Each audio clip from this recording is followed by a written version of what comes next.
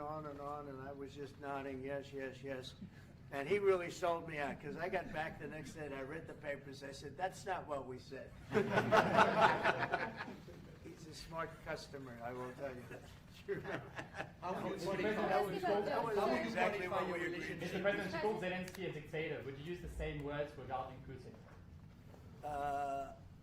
I don't use those words lightly. I think that we're going to see how. I think we have a chance of a really good settlement between various countries. And, you know, you're talking about Europe, and you're talking about Ukraine as part of that whole situation. The other side has a lot of support also. So let's see how it all works out. It might work out. Look, you can never make up lives. The one thing you can make up the money, but you can't make up the lives. A lot of lives lost. I think probably a lot more lives than people are talking about. It's been a rough war, but I think we're close to getting it solved. Question about Doge, sir. Do you think that Doge could benefit from more streamlined communications? There was that email telling employees to give 5 things that they've done last week. Agency heads then told people to ignore it, but Elon Musk. About the last email that was Yeah. sent, where he wanted to know what you did this week. You know why he wanted that, by the way? I thought it was great, because we have people that don't show up to work and nobody even knows if they work for the government. So by asking the question, tell us what you did this week, what he's doing is saying, are you actually working? And then if you don't answer, like you're sort of semi-fired or you're fired, because a lot of people are not answering because they don't even exist. They're trying to find, that's how badly various parts of our government were run by, and especially by this last group. So what they're doing is they're trying to find out who's working for the government. Are we paying other people that aren't working? And, you know, where is all that? Where's the money going? We have found hundreds of billions of dollars of fraud so far, and we've just started. We're actually going to Fort Knox to see if the gold is there, because maybe somebody stole the gold. Tons of gold. Some of the agencies. So I think it was actually, there was a lot of genius in sending it. We're trying to find out if people are working. And so we're sending a letter to people, please tell us what you did last week. If people don't respond, it's very possible that there is no such person or they're not working. Some of the agency heads instructed their employees not to respond because they were waiting on further guidance, but Elon Musk's tweet said a failure to respond would be taken as a resignation. So there's been a disconnect in communications. Yeah. Are you concerned at all about Only, that? no. That was done in a friendly manner. Only things such as perhaps Marco at State Department, where they have very confidential things, or the FBI, where they're working on confidential things. And they don't mean that in any way combatively with Elon. They're just saying there are some people that you don't want to really have them tell you what they're working on last week. But other than that, I think everyone thought it was a pretty ingenious idea. We have to find out where these people are. Who are they? And we said, if you don't respond, we assume you're not around. And that holds, that stands. And you're not getting paid anymore, too. So, you know, we're doing a real job. And we just had a poll come out, I guess the Harvard poll, saying that it's massively popular what we're doing. So. Mr. President, do you still believe in NATO, in the alliance between Europe and America in NATO? Are you going to NATO the is summit in June? very much involved in this.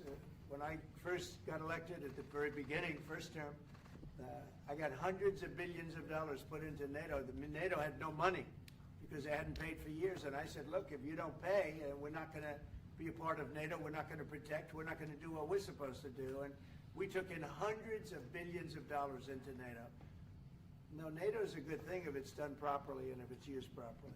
Mr. President, in these days you speak a lot about the tariff in Canada, in Mexico, and in Europe.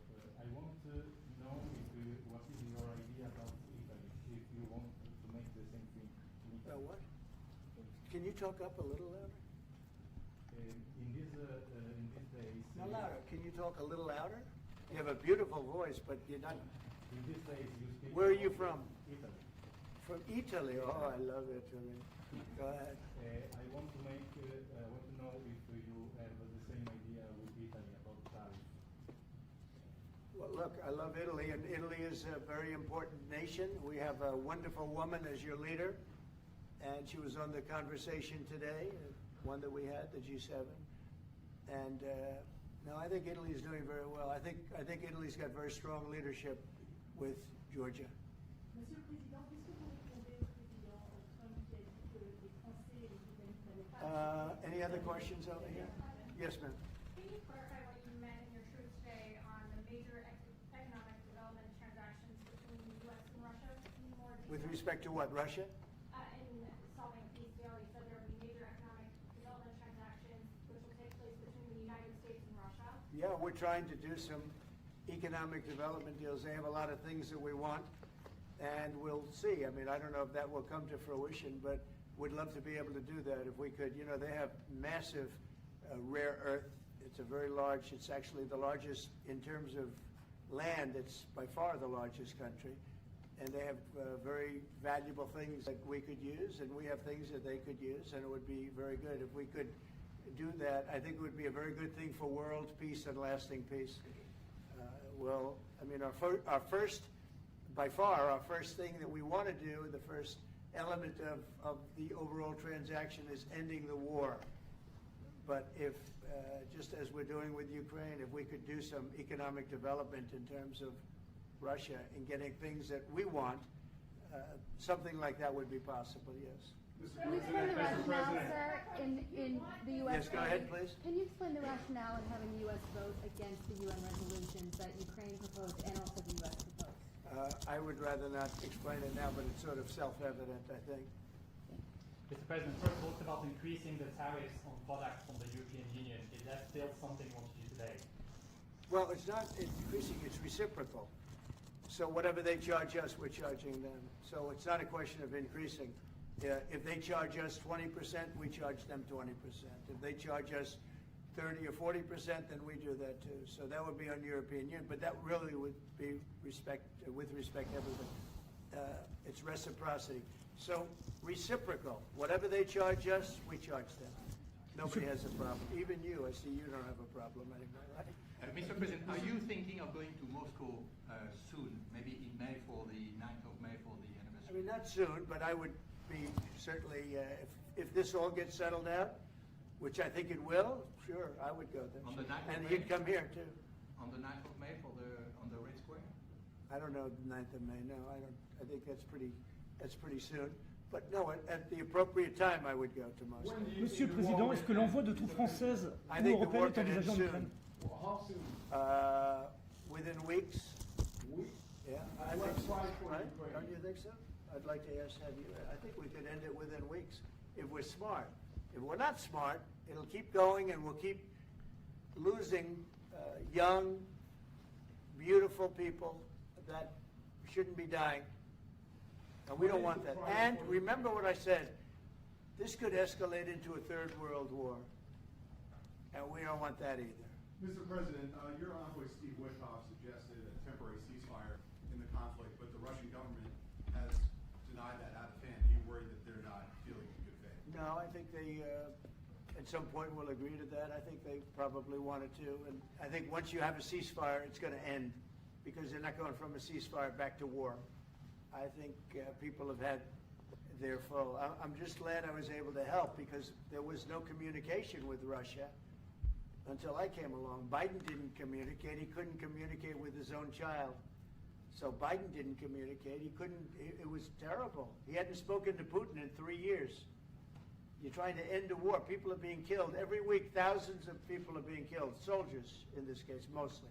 Also towns, you know, as missiles go in and back and forth. No, it's a shame. This should have never happened. This is a very sad, this is going to go down in the history books. This is a very sad moment because that should have been stopped. That should have never started. And if it did start, it should have stopped the first week, not 3 years later. Okay? Je vais répondre, if you allow me, because juste, je pense que plusieurs questions de vous et de votre collègue qui ont été posées en français et qui rejoignent les questions posées par les collègues américains. D'abord, cette discussion est utile et construire la paix est une nécessité. La deuxième chose, c'est qu'il y a aujourd'hui une capacité de dissuasion qui est restaurée et que c'est ce que veut dire le président Trump quand il dit il n'y aura plus de problème. Je pense que la force du réengagement américain aujourd'hui, c'est en quelque sorte l'incertitude aussi pour le président Poutine. Et donc il y a une capacité de dissuasion qui est là, qui permet de sceller d'abord sans doute une trêve, la capacité à vérifier que cette trêve est respectée, Et ensuite, un accord de paix qui permettra de reconstruire l'Ukraine, mais de lui apporter aussi les garanties de sécurité. Dans le cadre de ces garanties de sécurité, nous pensons que nous avons notre rôle à jouer.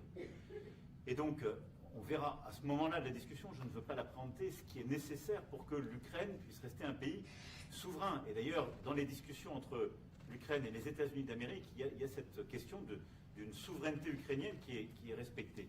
Et donc, nous, ce que nous avons préparé en particulier avec nos partenaires britanniques, dans le cadre d'un travail très étroit qu'on a mené ces dernières semaines, et partagé avec tous les pays européens et alliés qui sont prêts à s'y joindre, c'est l'idée de dire on est prêt à apporter ces garanties de sécurité. Les conditions, elles doivent en être définies. Par l'envoi de troupes. Elles doivent être définies par l'accord. Ça peut aller jusqu'à l'envoi, comme l'a dit le président, de troupes qui iront observer que la paix est bien respectée, qui iront se positionner, pas sur la ligne de front, pas pour justement, en quelque sorte, être dans le conflit, mais marquer une présence comme une garantie. Il y a d'autres moyens de soutenir qui peuvent être des soutiens capacitaires à l'armée, des structures nouvelles. Et je pense aussi que l'accord qui est discuté, le président l'a dit, la crédibilité américaine qui est mise dans ce moment, c'est aussi montrer que chacun est dans son rôle, mais que nous avons une unité, Européens et Américains, et donc avec une forme de garantie que les Américains prennent par la discussion sur les minerais critiques qui sont en train de finaliser. For Macron, on the, That is the most that that is the most beautiful language. I have no idea what he's saying, but that is the She will most translate. elegant, beautiful language. Go ahead, please. This is a question that was asked by several. What we need to do is make sure that we are building peace. We have Can you speak up, please? We have deterrence capabilities that have been restored. As President Trump said, there won't be any more problems. We've seen the U.S. re-engagement and the message that that sends to Mr. Putin. We have deterrence, which will allow a truce to take place, verification of that truce, and then a peace agreement can be put in place so that we can start rebuilding Ukraine with security guarantees. And we have a role to play in that. Again, I'm not preempting any discussions, but we've spoken about Ukraine's sovereignty, and that has been a subject of discussion between the U.S. and Ukraine. We have also been working closely with our British partners this week. We've shared this information with other European countries, and we are ready and willing to provide those security guarantees, which could perhaps include troops, but they would be there to maintain peace. They would not be along the front lines. They would not be part of any conflict. They would be there to ensure that the peace is respected. Our assistance may include other capacity building, perhaps for the military. We see U.S. credibility here. We each have our role to play, but it will be done in a united fashion. Mr. President, Russian do you think that assets Ukraine under- should give up a part of its territory? Well, we're going to see. It's a negotiation that's just starting, and they've been fighting, and there's been a lot of land that's been taken. So we'll have to see how that works out. That's part of the negotiation. I will say there was great unity in that room today. We were via Skype or whatever, but it was great, tremendous unity today in that room with the other countries. Ukraine wants I was very their impressed by it. territories back. Can they take it back? What they lost in the past years? That's not an easy thing to do, is it? Right? It's not an easy. Just asking whether or not you can take back the land that they lost. And I say that, yeah, perhaps some of it, yeah, I hope so. But that's not an easy thing to do. But not For Macron, on the frozen It's Russian going to be assets. something we're talking about. Will you For convince Macron Vladimir and the Putin to President- accept the European troops as peacekeeper, would you think? Yeah, he will accept that. He will accept I've it? asked him that question. You talked to him? I've asked him that question. Is Said France yes? going to lift the block on the Because 300 he's billion? not, look, if we do this deal, he's not looking for more war. He doesn't mind. But I've specifically asked him that question. He has no problem with it. Is France going to lift the block on the 300 billion in frozen Russian assets in Belgium? France has opposed unfreezing it to pay Ukraine and compensate the U.S. for its support. Is France going to lift its opposition to that? This is, we speak about frozen assets.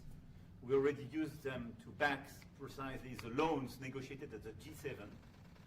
And it's part of the sanctions, so it will depend on the follow-up of the discussions. But clearly we respect international law. It's just frozen assets now. You can take the proceeds of the frozen assets, but you cannot take the assets themselves because it's not respecting international law, and we want to respect international How is law. one different than the other? If you can take the proceeds from it, how can you not take Because the it's assets? very different. You keep the assets, you take the proceeds because they are paralyzed in a certain way. You take the proceeds during the wartime, but you keep the assets, and it's part of the negotiation at the end of the war.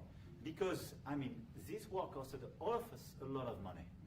And this is the responsibility of Russia, because the aggressor is Russia. Should the US be compensated? So at the end of the day, this frozen asset should be part of the negotiation. All in all. Will France support the US being compensated? I support the idea to have Ukraine first being compensated because they are the one to have lose a lot of their fellow citizens and being destroyed by these attacks. Second, all of those who paid for could be compensated, but not by Ukraine, by Russia, because they were the one to aggress. Again, just so you understand, Europe is loaning the money to Ukraine. They get their money back. No, in fact, to be frank, we paid. We paid 60% of the total efforts, and it was through, like the US, loans, guarantee, grants, and we provided real money, to be clear. We have 230 billion frozen assets in Europe, Russian assets, but this is not as a collateral of a loan because this is not our belonging. So they are frozen. If at the end of the day in the negotiation we will have with Russia, they're ready to give it to us, super. It will be loaned at the end of the day and Russia would have paid for that. If you This is my believe wish. that, it's okay with me. Mr. President, But they get their money back, and we don't, and now we do. But, you know, that's We will only fight fair. positive. Mr. President, should you be think more Russia money. should be the one that pays everybody back? Are they the aggressors? Well, we're negotiating everything, and everything's on the table, and we'll see if we can get some land back, and we'll see about a lot of different things. And we're going to be making a little speech and say a few words in a little while. We're going to have another meeting, a luncheon meeting, and we'll see you in about 2 hours. Okay? Thank you very much, everybody. Thank you, Fred. Thank you, Fred. Moving out. Let's go, let's go. Moving out, Cameron. Thank you very much. Thank you. Thanks, guys. All right, headed out this door right here, right here. We're moving out. Thank you, sir. Good to see you. You guys? Right Thank here. you, Mr. President. Good to see you, sir. Cameras, right out the door. Thank you. Out the door. Thank you. Moving out. Let's move. Moving out. Thank you. Thank you. Thank you. Straight out. Thank you.